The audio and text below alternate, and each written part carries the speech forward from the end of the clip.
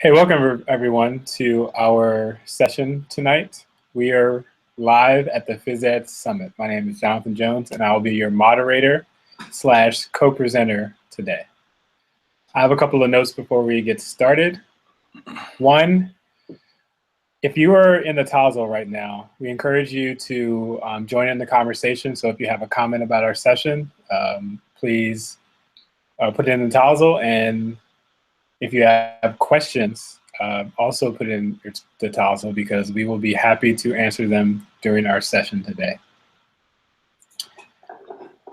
Also, in case of any type of issues, so if there's a major issue, just hang tight in the Tazel. I will send a message in the Tazel, and I will tell you that the presentation is down, and I will upload a new link to the Tazel, and all you have to do is press the refresh button, and you will pick up right where we left off during our presentation. Hopefully nothing like that will happen, but it has happened before, so I just wanted you to be prepared. So without any further ado, here is our presentation. My name is Jonathan Jones, and I'm Matt Guth. Go ahead. I'm Matt Guth, yes. Matt Guth is the guy behind the slideshow right now. So we're going to begin our session today with a few questions. First question is, have you ever wanted to connect your students with others from around the world? Have you ever wanted to teach teamwork principles in an innovative way? Have you ever wanted to challenge your students' thinking and understand their learning? Well, this is why we are bringing to you today our session, Collaborating Your Content, because once upon a time, Matt and I had those same questions, and we found common ground with a collaboration project that Matt actually started.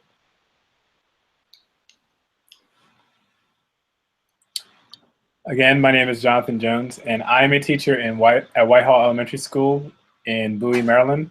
Bowie is about 20 minutes outside of Washington, D.C. And like Jonathan said, my name is Matt Guth. I am a teacher at Brookwood Middle School. We are in Genoa City, Wisconsin, which is just north of Chicago, Illinois, a little bit actually. We're actually a 4th grade through 8th grade building. And as you can see, it's kind of us on the map there.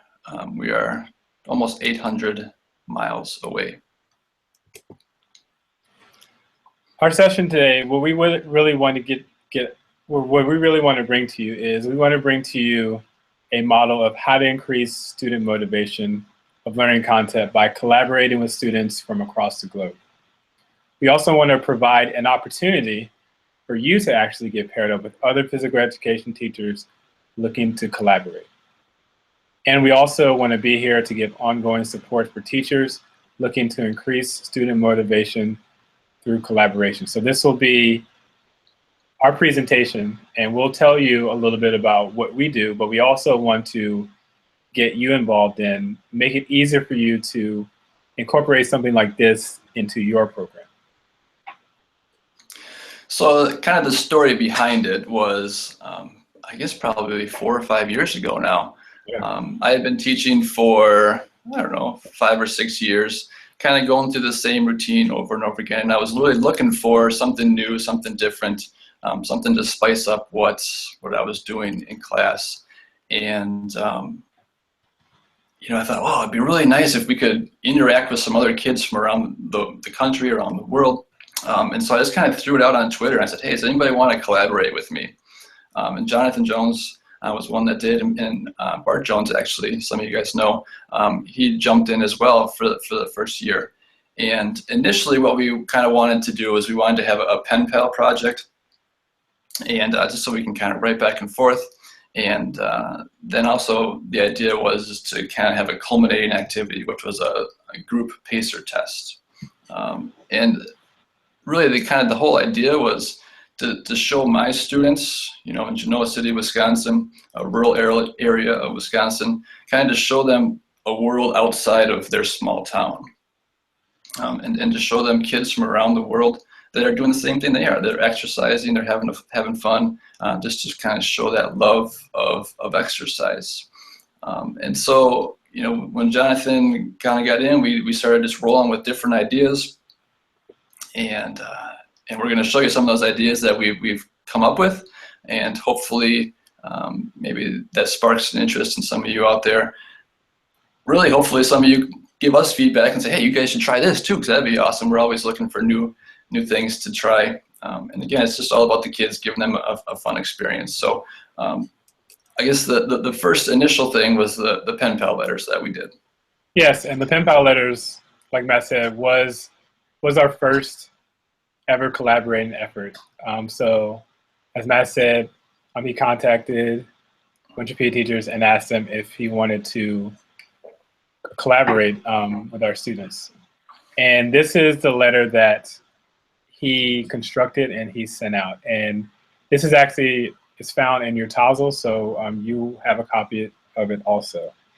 And what this was basically, the first letters were introducing our students to each other. So we, within their class, we broke our class down into small groups, and each small group was paired with another small group from their partner school. So from Whitehall to Brookwood Middle School.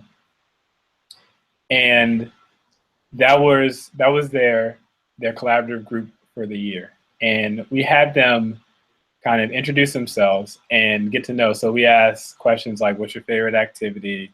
Just to get them, talking to each other. And what we kind of evolved it into was we use these pen pal letters to really reinforce skills and concepts that we taught in our own class. So we asked questions like, if you were teaching your pen pal catching, what would you say to them? What is the requirement of a throw-in in soccer? So what they learned in class, they are then transferring their knowledge to their pen pal letters. And we really found that was a great way to reinforce, because because it wasn't the same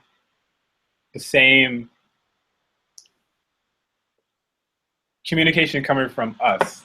It was, oh, I'm communicating my knowledge to my pen pal, so let me really think about what I did in class and had them write it down. We also had them teach their pen pals different things that we learned in class. And I remember with one of the pen pal letters, we asked for a favorite activity, and cricket is actually a really big deal at my school. And so they explained, that cricket is a great way to get active and it's a really fun game. And Matt's students actually really latched onto that and said, what is cricket? We want to learn more about it.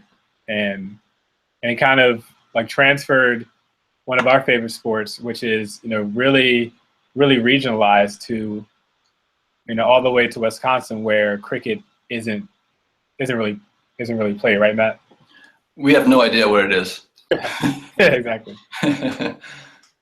Yeah, so that was a really fun way to get it all started. And as you can see in this picture, and I think this picture really speaks volumes, because when you think of like pen pal letters, you think of like sitting and writing. But what we really try to do is we try to make it a collaborative effort where we kind of mixed in movement activities as a way to, supplement the pen pal letters. So as you see, Matt's students are reading their pen pal letters from their pen pals as they are dribbling the basketball. And not looking at the ball. yeah, which is a plus. Yeah, which is a part of dribbling. Yep. So, also, I just want to add one more thing. It also incorporated writing, which is, I know, a big push in some schools to do, a lot of cross-curricular activities. So reading, writing infused into all different all different disciplines. And so this is a really easy and seamless way to kind of do that. So the one thing that I guess was kind of a drawback, and I think Jonathan would probably agree, is that you had to take time to write the actual letters. We chose to handwrite them, and we only did probably 4 or 5 throughout the year, and it would take, I don't know, maybe 5 or 6 minutes to do it. So I always hate to have kids just to sit and write, but I think the kind of the reward was greater than, kind of outweighed what we were doing. So yeah, we spent probably 20 minutes throughout the entire year writing, and just sitting there, but I think they gained a lot as well. Definitely. So the next kind of part of our initial collaboration was a pacer test, and a lot of people obviously do the pacer test. And so the idea was, hey, we know these guys, they're from Maryland, let's do this pacer test against them. For me, I do the pacer test 3 times a year. We're in trimesters, so I do it once every trimester. And my kids, they enjoy doing it, they try hard, but it is a repetitive activity. It's the beep test, you go back and forth. And I was just looking for a way kind of to spice it up. We have this technology, obviously. We use Google Hangouts, we could have Skyped. But I said, hey, let's get together, let's do the pacer test at the exact same time, kind of friendly competition against each other, and just compete and have fun, and again, share that love of movement. Okay, so I have a quick, it's like 8 seconds long. We're just going to show you just how it kind of worked, and I'll talk a little bit more.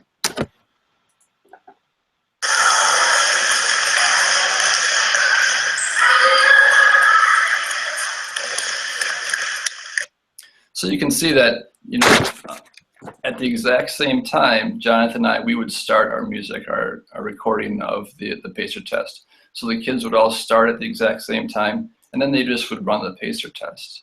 And then as they were running, with the pacer test, you run until you basically get tired. And then they would cheer on the kids from the other school. So my kids at Brookwood would be, looking at the screen on the wall. They would be cheering on Mr. Jones, the students. The kids in Whitehall, they'd be cheering on my kids at the end as well. And then usually we tried to, when everybody was finished, we would get the top kids up in front, and we would kind of congratulate them and wave to each other, and just have fun, and that's always fun as well. That's always a good thing, just to have fun. So that was the pacer test. Let me see if I can get this next slide here. Yeah, if I can add something, Matt. Okay. This really also kind of changed the focus of the pacer test.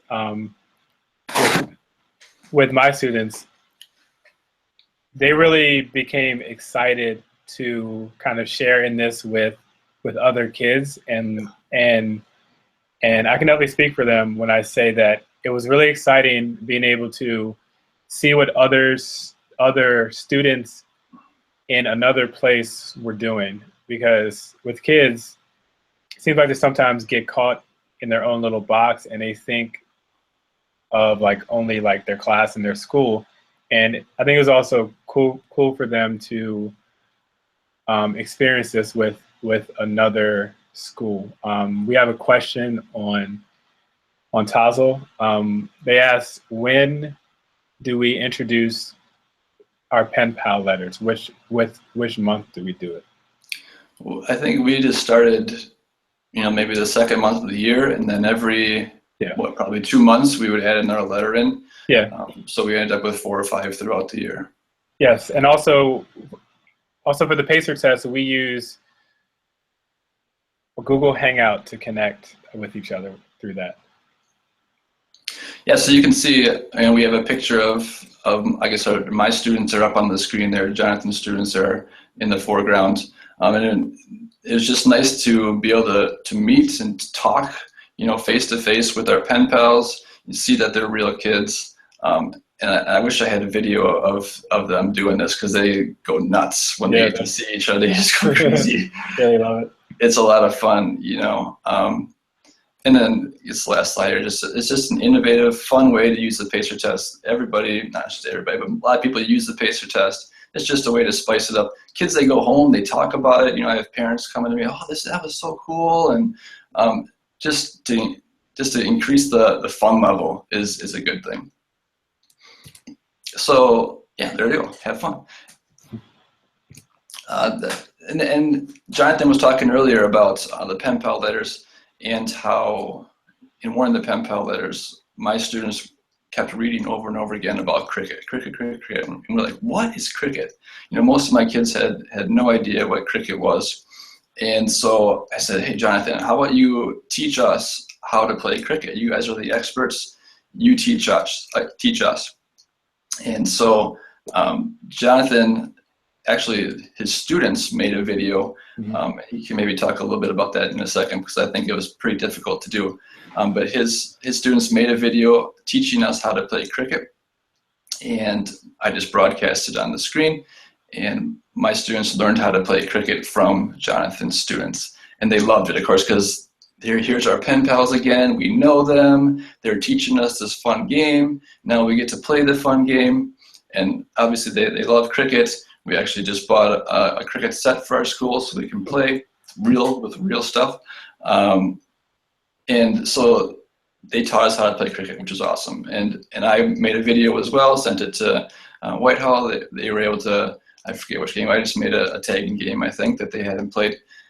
And so we just kind of going back and forth now, the past couple of years, just sending new games. You know, I just asked Jonathan, hey, have you played this before? And if he hasn't, then I make a video.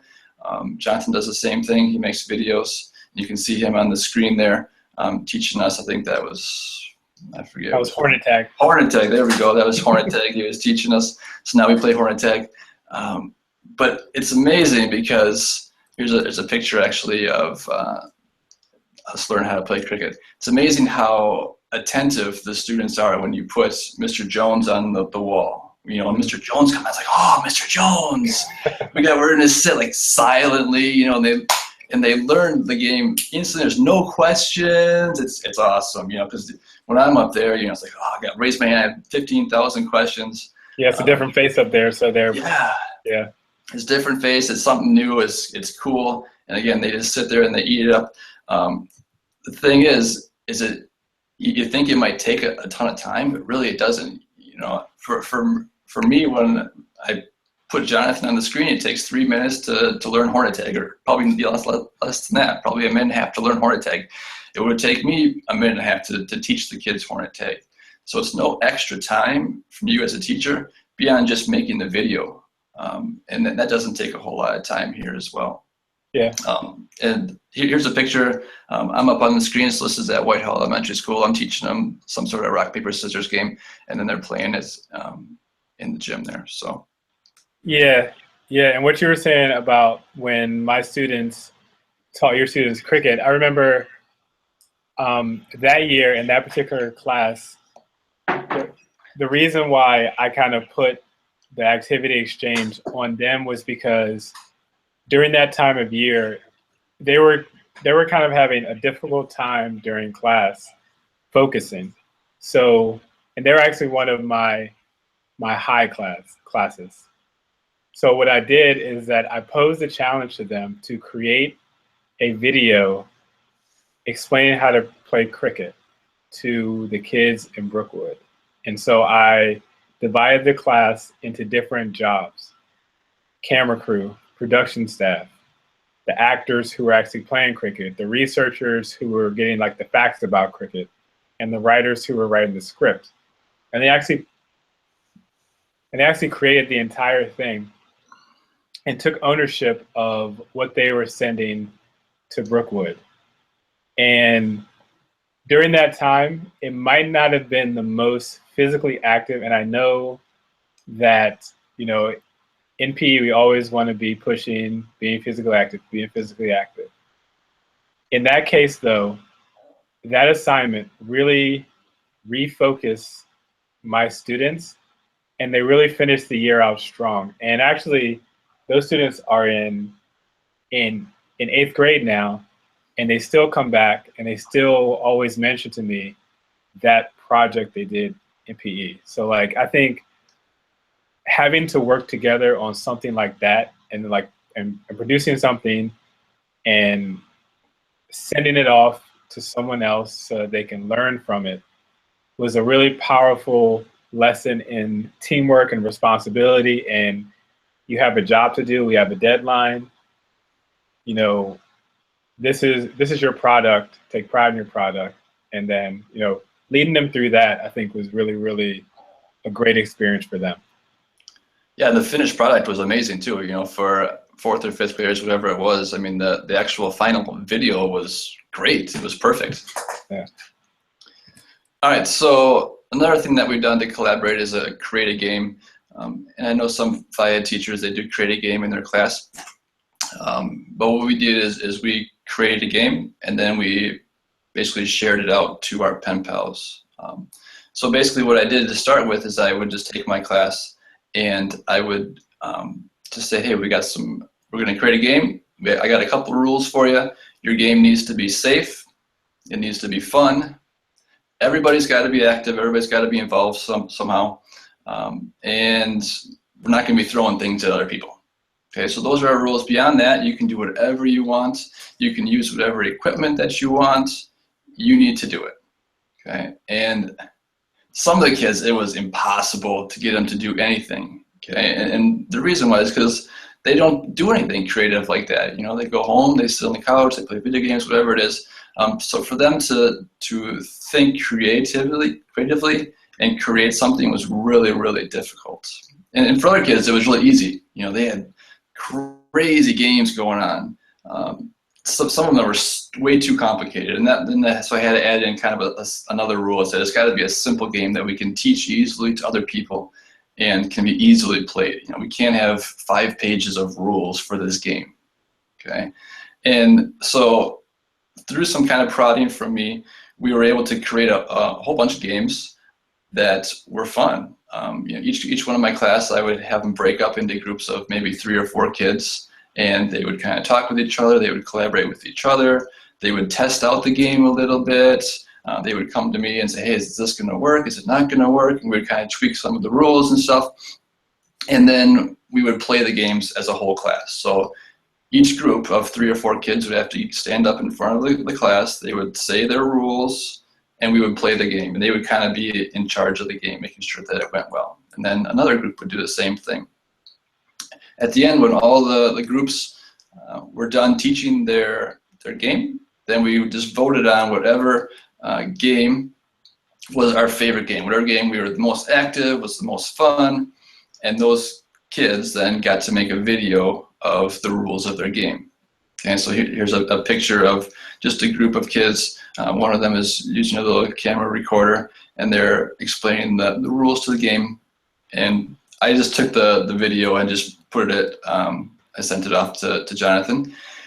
And then Jonathan's kids could play our game, which was awesome. And Jonathan did the same thing so that my students got to play Whitehall's games. And again, they loved it because this is coming from our pen pals. It's awesome. You know, and so we showed the video, they played it. It was a ton of fun. It just makes it special. And again, that whole creativity thing was it was so great to see kids learning that they can have fun with not equipment. You know, one kid said, oh, I thought, you know, I had to have a whole team to play basketball, you know, and it's just, you don't realize that you can, like this game, there's a cone and a band of some sort. You know, it's just crazy, but they had fun playing these games and they're active. And that's the important part. Yeah, and something to add to that is that you can also use create a game to, again, reinforce different skills in the class. So if you only want the games to be like throwing and catching games or chasing and fleeing games, or if you want your kids to create an invasion game, then you can get into, okay, what types of things, what types of strategies are in invasion games? How can you add that to your game? So it's not only just like being creative, but it's, again, infusing that knowledge that they're acquiring into your class, into their games. And, you know, and also with this picture that you see on the screen, making purposeful groups think is also a big one, because when students, and we might not have mentioned this, but we did this with our 4th and 5th graders. When students are in those grades, they feel a certain type of way about, the opposite gender, so they might not be as comfortable. And putting them with each other and saying, hey, this is life. In life, you're going to have to work with girls, you're going to have to work with a boy, you're going to have to work with all sorts of people. And it doesn't matter, you still have to produce a effective product in your life. So this, I think, was a great way to also get in those like life lessons about working together with people. And you have a deadline, you have different standards that you have to abide by, but you still have to, create something effective. And so like my students had a great time with it, and they also got those lessons in there. Totally agree. One thing that you were talking about the skills, and one thing that kind of came into my head was that a lot of times these kids, they have kind of skills, but with the creative game, they're combining those skills, like 2 different skills that you wouldn't normally combine together, like, foot dribbling a soccer ball and balancing something on your head and, throwing something all at the same time. And so there's all these different skills being kind of morphed together, and that made it really interesting as well. Yeah, definitely.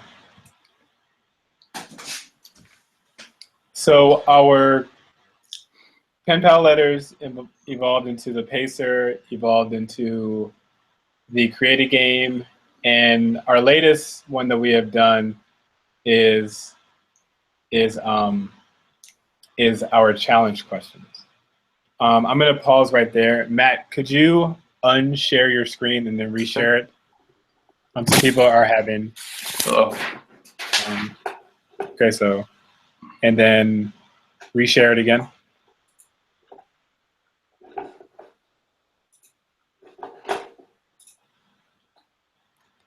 Are we good or no? We're good now. Now I share the slideshow again. I'm sharing it right now. It's not working. The screen share isn't working.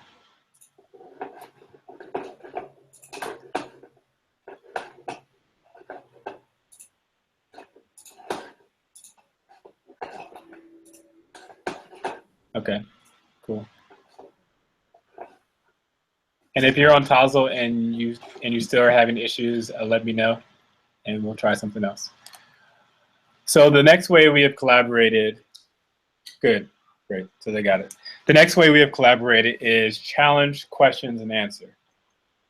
Now we did this again because, and I think the idea for me kind of arose out of boredom. And I mean, to be like perfectly honest, and I felt like, I was getting kind of like in a rut. And I know, as a teacher, as teachers, we sometimes get into, a rut with our teaching. And I felt like my students were also kind of checking out a little bit when I was using, whether it was like direct instruction or, partner activities. And so I was kind of done with the whole, introducing the concept, student exploring, using activity and experience to learn the concept, and then students reflecting. And that's a really solid model, but I felt like my students needed a spark.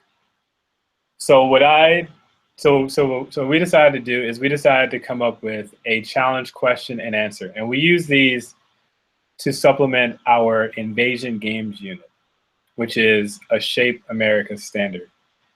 So the idea behind it was that my students will focus on defensive strategy, and then Matt's students will focus on offensive strategy.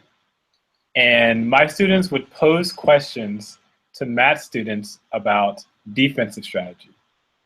So Matt's students would have to kind of figure out the answer to that question and then show evidence of learning by sending a video back to my students. And what came out of that and what was produced by that I think was really like eye-opening to see my kids take learning and kind of like take the reins away from me and really experience it on their own. So we have a video on our next slide that we're going to show you of, this is my students asking the defensive questions and then Matt's students reporting back with their evidence of learning.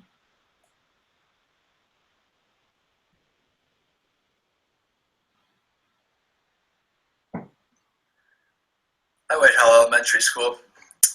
Got your questions from the evasion games. Really like those questions. Those are some awesome questions, so I appreciate getting those. My students, we thought long and hard about those questions, and we put together some answers for you. I hope you like what we've come up with. Thanks. What is the best body position to get into keeping the other team from scoring? The best way to guard somebody when you're on defense and they're trying to score is to have the knees bent and your arms out so you're always ready to move. What does space and position have to do with defense in the invasion? When you're guarding somebody, you want to be close to them and between them and the basket. What are some ways that a defense can communicate to prevent the other team? We communicate by using code names and making sure we're talking.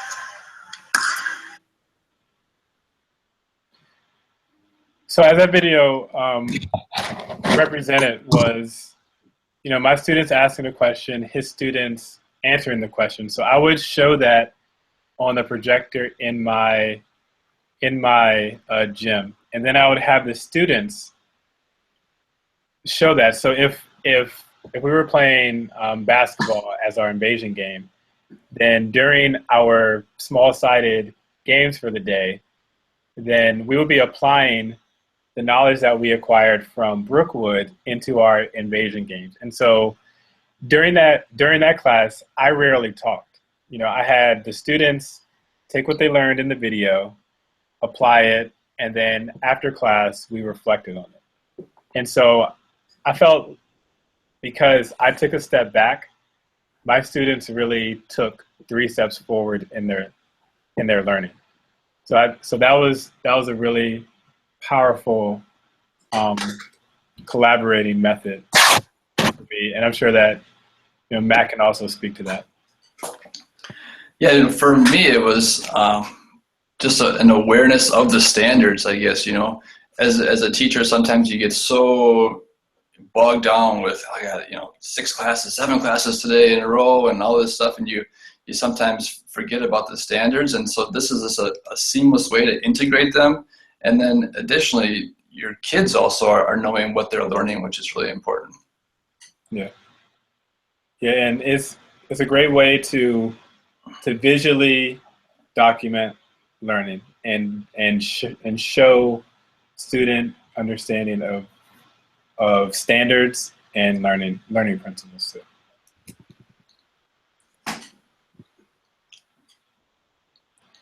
But yeah, and also what also came out of this was that I participated, or I didn't participate. I saw a session this morning about assessment and how assessment can sometimes become, I use this word a lot, but mundane, and whether it's reflections or written assessments. What we use for this is that my students also created created their own assessments based on the challenge questions. So what are some ways that defense can communicate to prevent the other team from scoring? So one of my groups actually use a coding method. So they decided that they would watch other teammates participate in an invasion game and code how many times they communicated. So if they said, a communication word about defense, then they would give them like a check mark. And then they would actually report back to their teammates.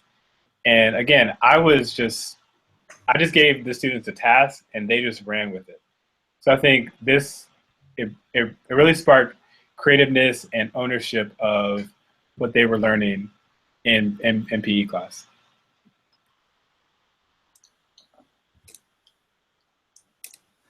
And of course, have fun too. Yeah. So those are kind of the ways that we've collaborated throughout the years.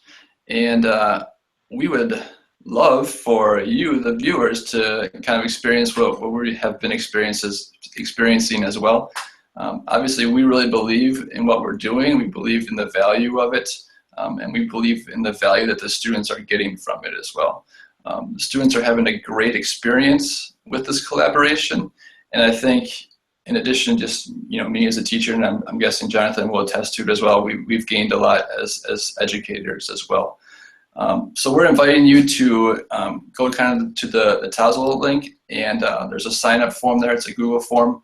You just put your name and your email, and then we're going to hook you up with around the world that want to collaborate as well. Some other people that sign up. So it's super easy to do. Just go to the link, sign up, and like I said, we'll get you hooked up.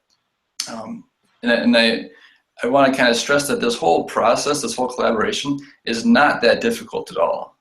There's a little bit of setup that you need to do, but it's not difficult. It's actually really fun to do. So if you're sitting there thinking, man, this is like a huge undertaking, I'm just gonna stick with what I've always done. No, don't do that, man. Let's get out there. Let's do something different. This is easy. It's fun, and your students will really, really like it.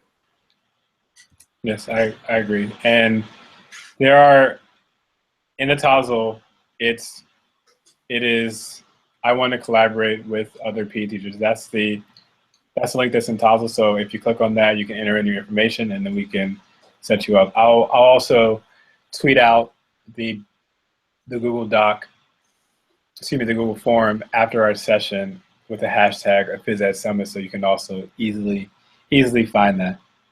Awesome. So we had just some rules kind of for us. And if there's people out there that want to collaborate, obviously you don't have to use these rules, but just kind of for us, we always, the basic thing is we wanted to focus on the kids and we wanted to focus on movement and learning. So we never wanted to collaborate just for the sake of collaboration. So let's just do something. We don't know what it is. No, there has to be some sort of benefit to the students. We're never going to use technology for the sake of technology. There must be some benefit to the students. Again, it always comes back to the students. And obviously we use some technology.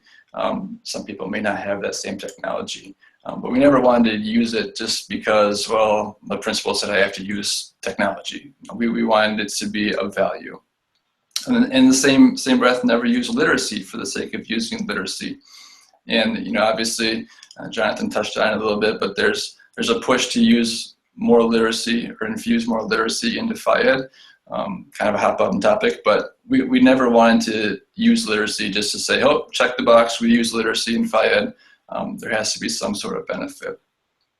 And again, kind of the overriding factor at the end there is that we always want to keep movement in mind. So everything that we do, we're not going to be sitting around, watching endless videos. We're not just going to be doing nothing or not moving. It's always going to be movement and exercise based. So. Yes, and also on the first point, we saw a need for this in our physical education programs. We didn't just say that, okay, I see a message on Twitter, this teacher wants to collaborate, let me collaborate. I saw that, my students would really benefit from seeing how other kids from another part of the country, does things, and they might have different experiences that they can share with my students. And also, my students really respond when paired with people that they don't normally see. I've noticed that over the years, and that's kind of, motivated them. And so I saw a need for this in my program. This is why I used it. I saw a need for, the activity exchange, for the question and answer. So that's why I used it. Also, make sure you have parent permission. I will add my parent permission form to the Tazo link so that you'll have that. Also, parent permission is very important so that you can, because in my district, I know in many other districts, you can't share student picture or student work unless you have parent permission. So make sure you have that. And if a student returns their parent permission saying that they can't do that, then it's okay to still involve them in the process, but make sure when you're taking videos and pictures, then they are not a part of those pictures and videos. So how our collaboration increased motivation? We've talked about how our students have really responded and gotten excited about this. So something like the PACER test, which my athletes really get excited about, but some of my other students might not get so excited about. This is kind of giving them more of a reason, more of a buy-in, and more of a reason to do it, and another way to increase motivation is that students actually want to interact with other students. So whether it's helping them learn something that they're learning, whether it's helping them, whether it's teaching them a new game.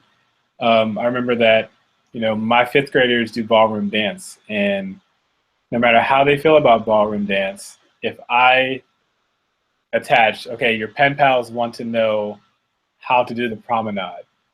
They say, oh, I know how to do the promenade. This is how you do the promenade. So that it really attaches excitement to what we do in class. And like we said before, you'll be surprised when your students see another face in front of them, how attentive they are, how excited they become, and just how much they want there's a new teacher in here. What do they have to say? Because they see your face a lot.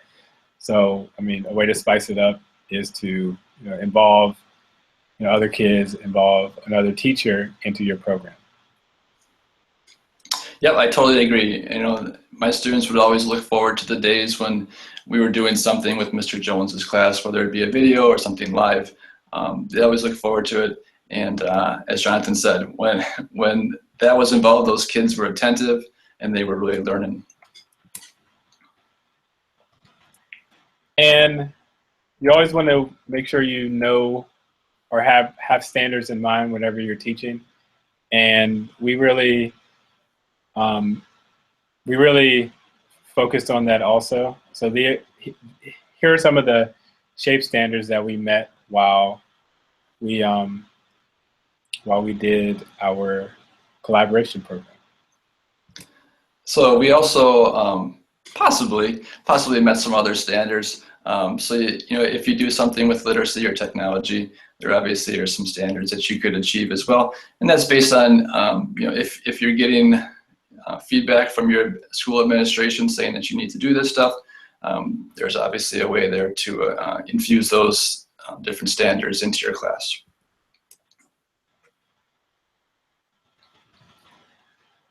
And just in case you're wondering, the tech that we use while we're doing our collaboration, we use Google Hangouts for our PACER tests. I just call Matt. Matt picks up, and then our students are right there on the screen. They get excited and they start yelling when they see the other students. It's hard to quiet them down, but that's good because they're excited. We use iMovie to create our videos. So as you saw, our create a game videos, our question and answer videos, we use that. And our iPads or really other recording devices, I saw that Matt had those little handheld recorders. You can use that. You can use iPads. I mean, anything that records, you can use to create a game, and you can just upload it to your computer. So, Jonathan and I, we want to be more than just an hour presentation. We would love to kind of go with you on your walk towards collaborating with other people. So obviously we had that one Google form, which is, yes, I want to collaborate, and then Jonathan and I will set you up with people to collaborate. And additionally, we're going to be doing a live Periscope session, hopefully in the first few months of school here, just kind of showing how we do it. So, we'll have some sort of collaboration set up in our schools, and we will Periscope it. And we would love to have viewers come and watch and really just see how easy it is to collaborate, and how much fun the kids get, how much fun the kids have, how attentive they are, and really to see the learning that happens with collaboration. So if you want to come and watch our Periscope as well, there's another Google form on the Tassel page that you can sign up as well, and then we'll send out information to you when that Periscope is coming up. Yes, and I will also tweet out that Periscope sign-up sheet link. We have a question from the back channel. It's asking, what collaboration strategy would you say was most fun for students or teachers to execute? Boy, they're all fun. I think the kids, we've done the PACER test for a few years now, so they kind of know what it is, know what to expect. And as we said a couple of times, when they see their pen pals in front of them live, yelling back at them and talking back to them, they just go nuts. And they have such a blast saying hi and waving and dabbing and all kinds of weird stuff. But they really enjoy that. For me, what I enjoyed was the challenge questions that we just started this past year. It really challenged me as a teacher. And it also challenged the students as well. So that was something that I liked the most. The kids will probably tell you the PACER test, though. I would definitely agree with you. When my favorite were the challenge questions, because it really challenged the students, and it also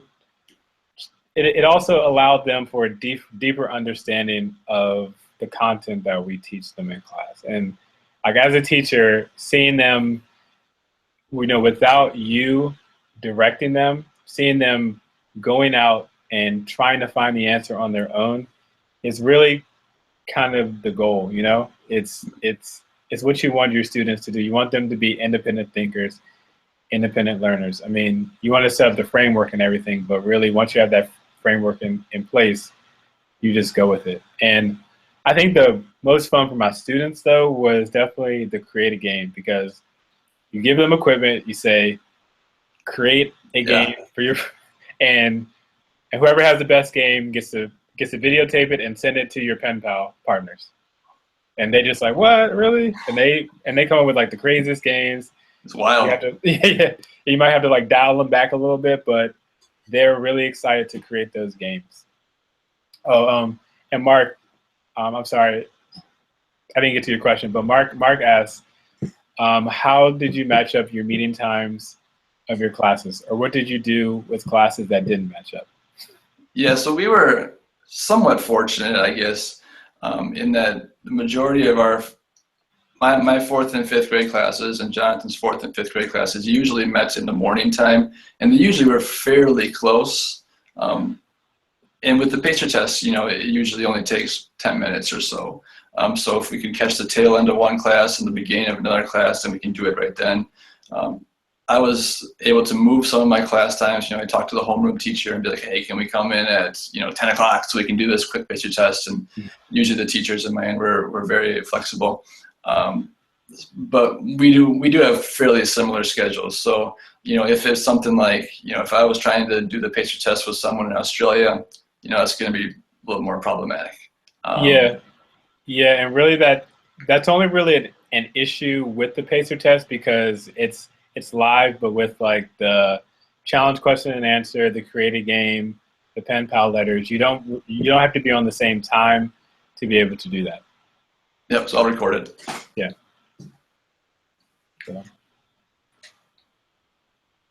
So it doesn't look like there's any more questions. So we hope that you enjoyed our session today. Just a reminder that the feedback survey is available. So if you go to the Phys-Pedagogy page, there's a link for the feedback survey. If you also look at my Twitter handle, I tweeted out a copy of the feedback survey a little bit earlier. I also put a link in the Tassel for our feedback survey.